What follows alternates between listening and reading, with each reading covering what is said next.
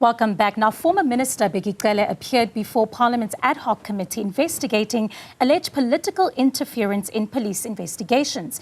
He claimed that police believe that Anela Themba's death was actually a murder. For more on this and other big stories of the week, we are, of course, joined by reputation expert Tshepo Matseba. Thank you so much for your time, Tshepo. It's been one of those weeks where I think South Africans had to sit back for a moment and take in what was said. Particularly, let's focus on the former ministers, appearing before Parliament's ad hoc committee. He made a lot of claims from Anela Themba's death to ties with Madlanga as well as Senzo Mchunu. But I think as an overall, first and foremost, just talk to us a little bit about, do you think he was there to expose the rot within SAPS or perhaps maybe settling old political scores? Yeah, good evening, Veronica, and good evening to the viewers. I think there was a combination of both, a bit of both, a bit of helping the Parliament, because he was in Parliament. He was doing a bit of assisting Parliament to understand the intricacies of what transpired within the South African police and his role and the role he played. And he came across as a confident, I think, narrator. He also, to a certain extent, came across as a credible sort of witness in just providing information. And that's not really about whether you like him or not. It's about the information that he was sharing, and interestingly, importantly, that was about public trust.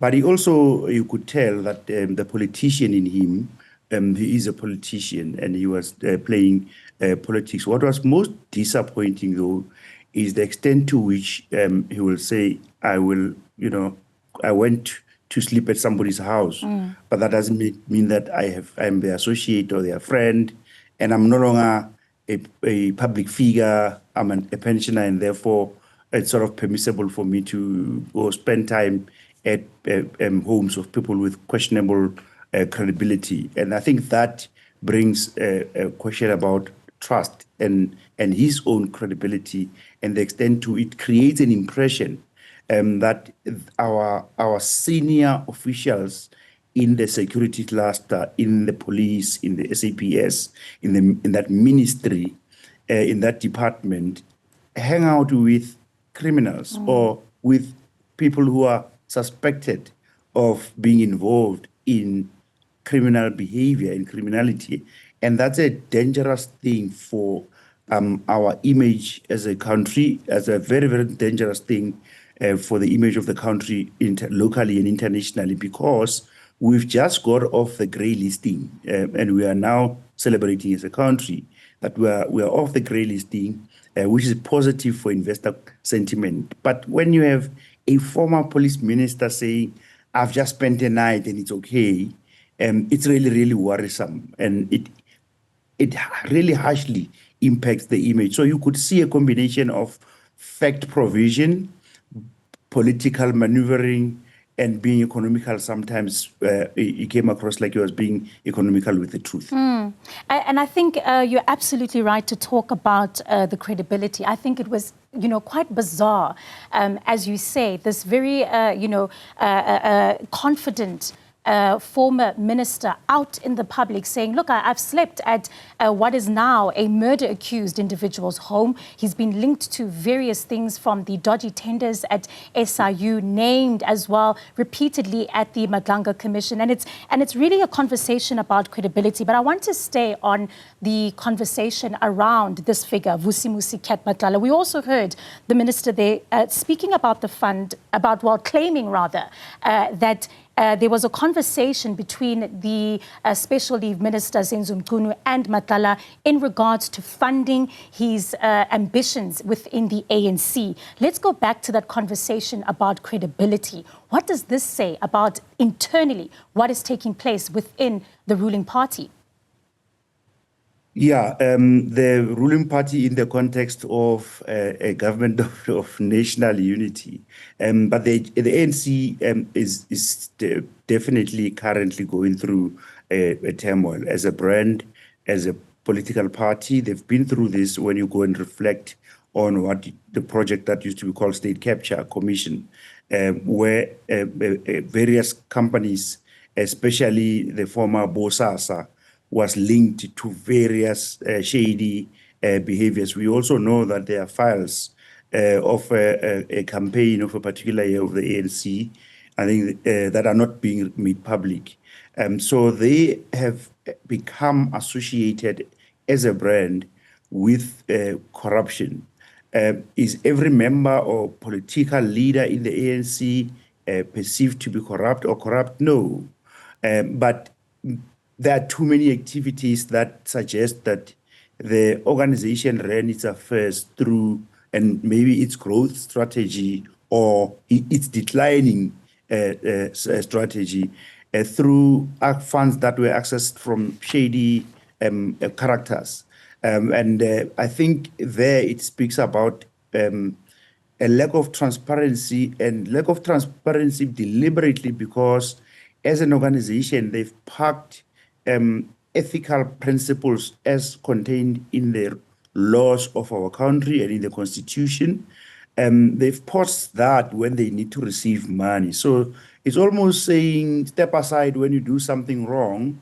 But when we receive funds from shady characters, oh no, we shall receive so that we can sustain the organization, but also use the same funds to campaign and decampaign one another internally. So you get a sense that political leadership in the ANC is mostly run through these shady funds. Because remember that political campaigning and fundraising worldwide is a known phenomena. Political parties are funded and they raise funds from private donors to run their campaigns.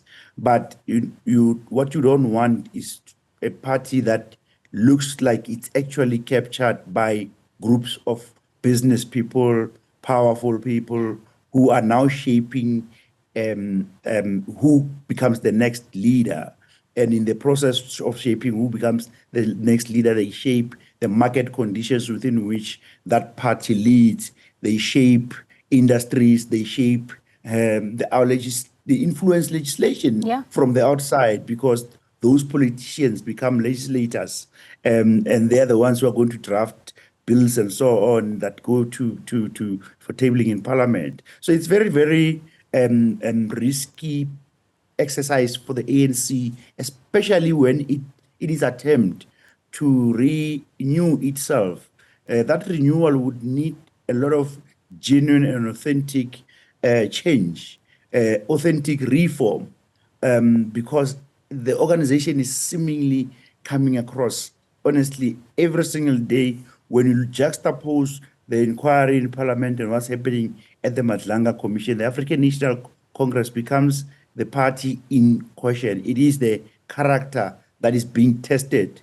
And its leaders are not doing that brand any favor by not proactively coming out and resolving this leadership and image and reputation crisis. Yeah, and Tshepo, and I think you've painted really the issue of what happens when we are unable to take a hold of this. It's really the credibility of not just the government, but as you've mentioned, the ANC, and how this, of course, continues to infiltrate into other sectors. I'm going to bring in Thobani Zikalala, a political analyst who's just joined us. Thobani, thank you so much.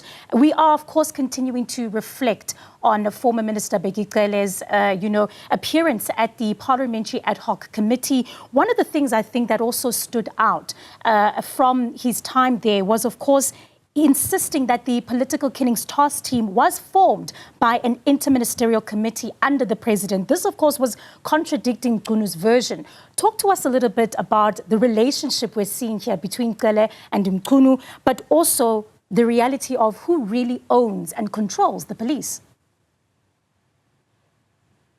Good evening, Veronica, and good evening to Tshepo as well, and good evening to your viewers. I think for me, what comes out is how, of course, I think the battles in the SAPS have come out to play in the public. where you start seeing people who have occupied a similar position having a very different take in terms of what their roles were, and of course in terms of the structure and the work of the SAPS in South Africa.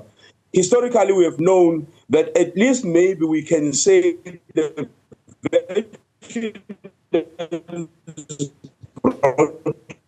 Okay, we're going to, Thobani, our line there is a little bit shaky. We are going to just try and re-establish that connection. But in the meantime, let me just throw that question to Tshepo. If you can as well, just reflect on that for me. But I think the line is a bit stable. Let's just try again. Can you hear us? All right, Tshepo, I think just pick up for me on that. Specifically, as a reputation expert, we were looking at, in fact, I think it was a headline in the Mail and Guardian after Bheki Cele's appearance at the ad hoc committee that said Bheki buries Mchunu. Are we seeing perhaps two people here that essentially are not agreeing with each other? Was it an effort essentially to bury Mchunu, or was he just out there to tell the truth? Look, we can call it different things, but at the face value, if we just look at the factual nature of what transpired in that interaction, he is compelled under oath to tell his version. I wouldn't call it bury because I think that's headline and dramatic, but and perhaps an exaggeration, because Mchunu has the current Minister of Police who suspended. He has actually his own problems and his own challenges within his own party, and he's going to face that Integrity Commission in his own suspension. So there's no substance really in saying the testimony was putting him a nail. But I think there was the shape that we are seeing is that the police business is exposed, and how things are being run, and how governance-wise things have been inconsistent is being exposed. And that exposure has some positives, because we can then claim that as a country we were transparent and we had a discussion in public. But we've now also compromised our security and intelligence, because we're actually taking out trade secrets of what should only be discussed between closed doors. They are now having to be played out in public openly, which creates a risk. And that's why some of the witnesses in the Madlanga Commission, for example, testify in camera. That's why some audio and other content displayed behind the scenes, because you don't want to give away all our trade secrets. Now we all know that every single WhatsApp is being monitored and tracked, and so and every single any other platform, and so criminals have got the insight that, well, now we need to find another way of interacting, because we now know that these chaps can read and hear everything. But I don't think he was trying to bury anyone. I think he had no option. And he also had the optics of a politician, of positioning himself as the right person, the trustworthy person, and as somebody who only did the right things. So it was also about selfishly, it was about protecting his own name and reputation and image and the legacy of his own work. Because if he's going to go there and make admissions to things that happened, it might end up in different context with criminal cases. So he was not going to go there to implicate himself, definitely not. Definitely not. And I want to get the viewers in this conversation. Remember, of course, you can give us a call or send us a WhatsApp. And I believe on the line at the moment, we've got Stephen Madikwe. Talk to us, Stephen, about your reflections, Stephen in Madikwe. Talk to us about your reflections, essentially, on what you heard coming from the former police minister, Stephen. Well, let me say this. Bheki played ball in a manner that does not sound right for a sane crime intelligence expert. And this is my view of it. And here's why I'm saying that. He confesses under oath before the ad hoc committee, stating the following. And this is now me borrowing from Advocate Bredenbach's cross-examination of Fani Masemula. Fani says, look, we were in a meeting with Bheki Cele, myself, and Khumalo. And Cele says to us, gentlemen, clean the corruption, the rot that is inside the crime intelligence. Now, that was 2011. The question now is, what rot was inside crime intelligence that Bheki Cele saw, which he never disclosed before the ad hoc committee? Number one. Fani did not disclose that. Khumalo has yet to appear before the ad hoc committee to confess to that type of activities, criminal activity, fraud, malfeasance, and so forth, which I doubt he will, right? And remember, there's been a looting of the Secret Service account for quite a number of years. They have not confessed to that, all of them, including the National Police Commissioner. Right. Now, here's the thing. Here's the big issue. The president of the country then was Jacob Zuma. The current president is Sir Ramaphosa. They are head of state. They ought to know the rot within. Brigadier Diani Songwani assets and says, look, I saw these guys looting the crime intelligence budget for this number of years. And they kick you out of the crime intelligence. Now the question is this: why did they gang up against one intelligent brigadier and a young man for that matter? Now, these are men whom you call top class, the brass of the police. But why do they kick out someone who saw the rot, especially a rot that goes to taking crime intelligence secret service account, dishing that money out in the form of tenders to loot the money for the benefit of ANC's 54th year conference? Yeah. These are issues that Bheki Cele failed to mention, not only himself. Address. Yeah, and I think that's a very strong point that you bring up there, Stephen. And I want to actually throw that to Thobani, who's now joining us on the line. We've heard Stephen there speaking about the fact that it was the former Minister Bheki Cele himself who said that they had identified rot within the security cluster, failing, of course, to address what that rot may have been. Are we getting a sense, Thobani, of a former minister who was essentially washing his hands clean of the current state and the catastrophe that we find within our security cluster right now? Veronica, thank you for welcoming me back. I mean, for me, it's very simple. It's that, one, the rot in the SAPS, the political interference, the corruption and the looting of the resources of the state in that department, and of course in other departments in the security cluster, is not something that began yesterday.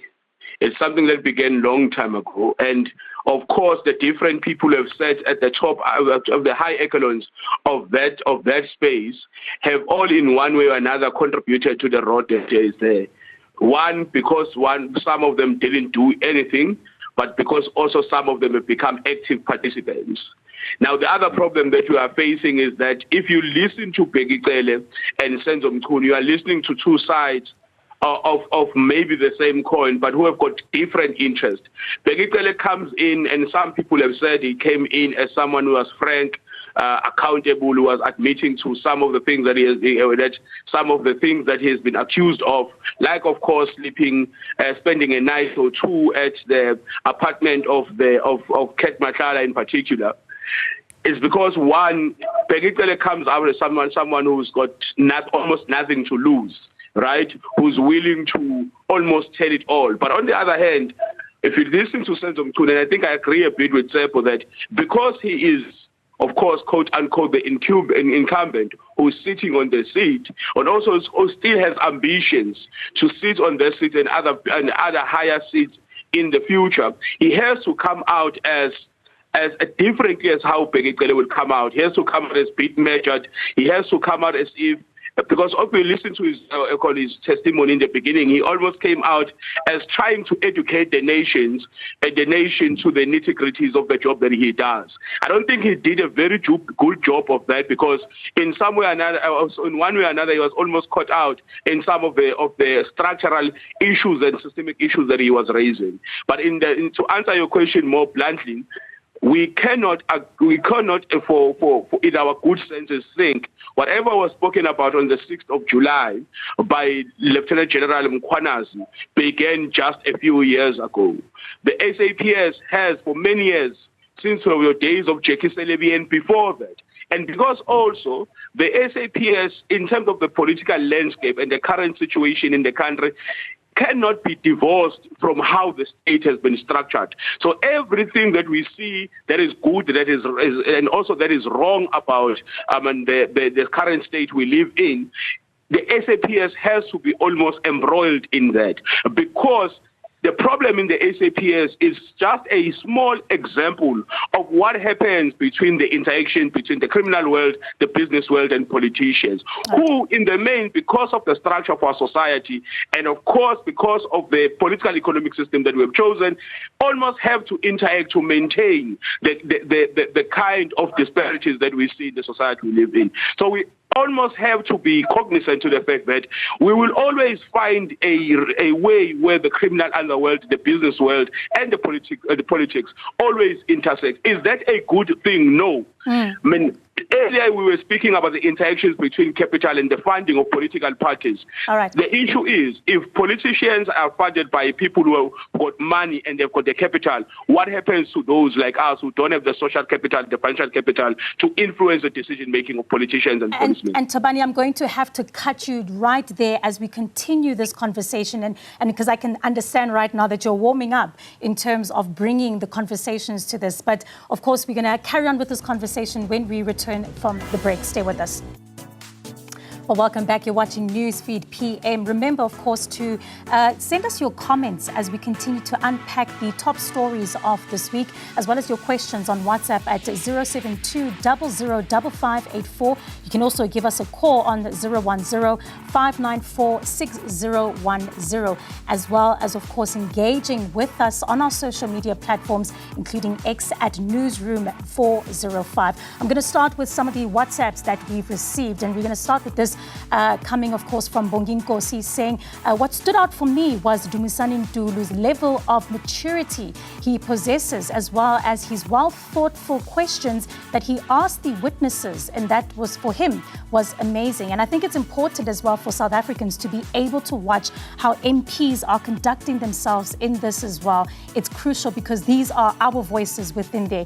Another one coming from Simon saying the ad hoc must grill people very hard. I think we've been seeing that for the couple of days, one or two questions that have, of course, exposed some of the inconsistencies from those that have been, of course, been before the ad hoc committee. Another coming from MJ saying the former minister wants his job back, and it's obvious he wants the minister to be dismissed. He may think that he will be the right person for the job. MJ, that's a very strong sentiment there. I'm going to bring in our guests, of course, as we continue with this conversation. And I want to move on a little bit. It is, of course, still in the same breath, we're looking at that political interference in terms of the running of the SAPS. And we're going to head now to the Madlanga Commission, where we heard several witnesses, partially in camera. Some of those witness statements was really shocking and revealing in terms of the network that it revealed. And I'm going to start with you, Thobani, starting, of course, with anonymous witness this week, of course, and how they described the work that was taking place. Talk to us about what it exposed in terms of the scale of criminality within SAPS. Yes, Veronica. I think for me, some of the things that are being spoken about, in particular in the Madlanga Commission, for me, they are worrying, but also they expose, as I was saying earlier, how much the intersection between politics and the criminal world has gone. And because also, if we have at least studied how cartels all over the world work, in one way or another, we are not surprised in terms of how those intersections are happening, but it's a worrying fact. But I think I share a bit of the sentiments that Tshepo had raised earlier about how, in one hand, while we want to hear how far the criminal world has gone into interfering with the work of the police and intercepting the work of the police, but on the other hand, also we must be very scared and be very worried for our national security. Very few nations in the world discuss the nitty-gritties of their national security and the workings of their security forces in the way that we are so willing to do in this country. Not that we are saying that the rot must be hidden. When it is there, it must be exposed, and people must be arrested and be brought to book. But we must also think about, in the long term, what implication that has for the safety and the integrity of the work that is being done, in particular by the SAPS, but by the broader security cluster in this country.